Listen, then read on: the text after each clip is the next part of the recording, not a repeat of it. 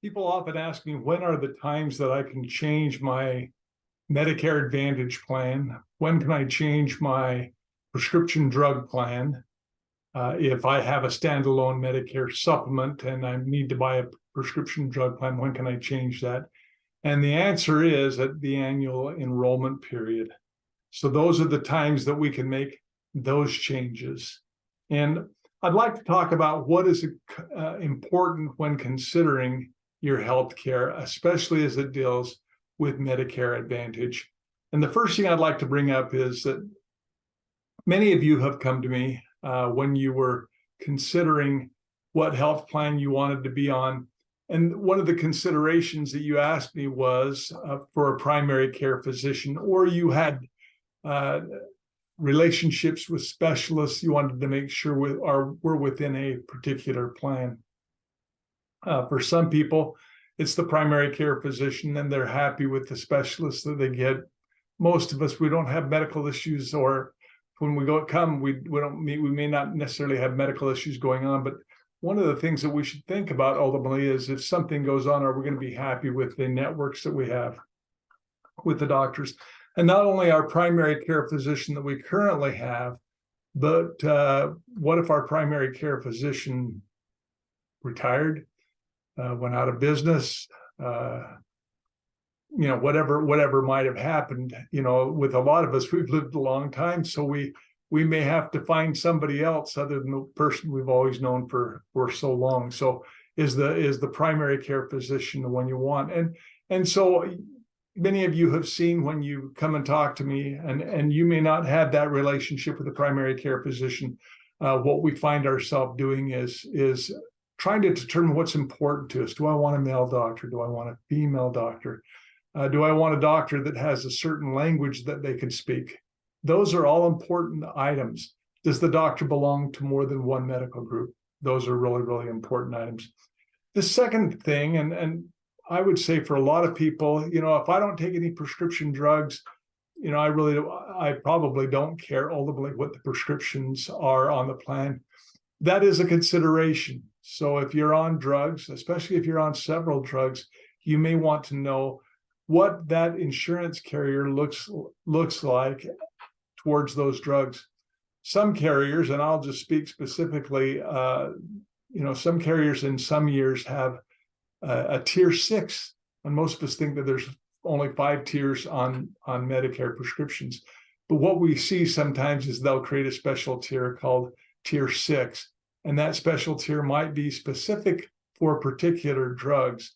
And I'm thinking going into some years, it deals a lot with diabetic drugs, because those are large cost items.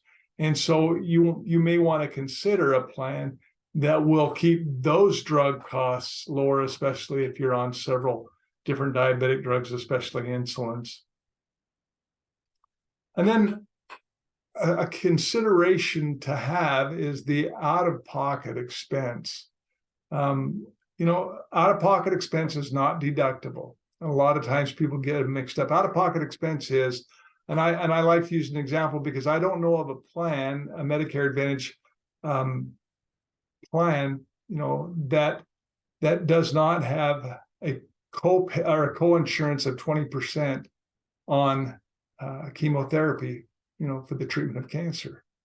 So if I'm going to pay 20% of the cost of my chemotherapy, I'm going to be concerned about how long am I going to have to pay that 20%. And so considering the out-of-pocket expense can be important.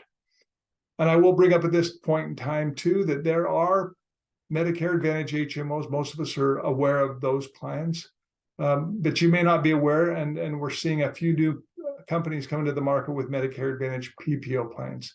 I just want to make you aware that if you're going to consider a Medicare Advantage PPO plan, because the plan doesn't control costs through how they get, allow you into specialists or that type of thing, it's not being managed. You can actually access your specialists at your will. So those plans typically may have a deductible. Some of them don't, but they may have a deductible. But the other thing that's important is the copays and the out-of-pocket expense. And typically what you'll see on Medicare Advantage PPOs is that they are going to have a higher out-of-pocket expense than their counterparts that are HMOs. So I hope that this is, I hope you understand how important this is. You know, a lot of times folks will come to me and they'll be concerned about items that really are not even what I call items that were considered under original Medicare. And these type of items are, you know, glasses, dental expenses, chiropractic, acupuncture, gym memberships. It could be all kinds of things.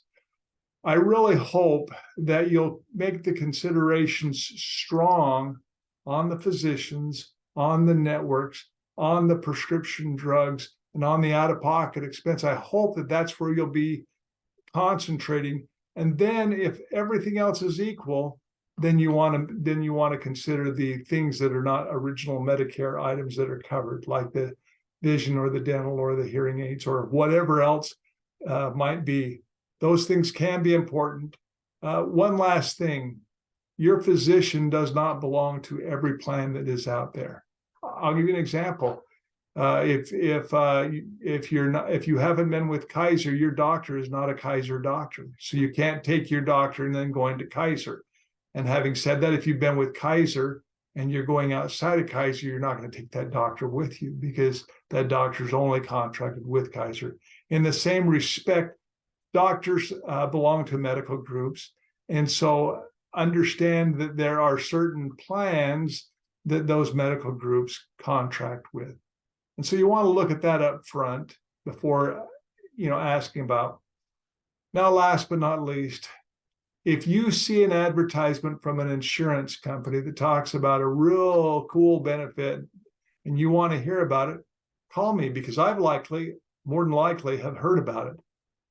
But if you get an advertisement and it doesn't have an insurance company's name on it, but they're claiming that there's a benefit, don't fall for it.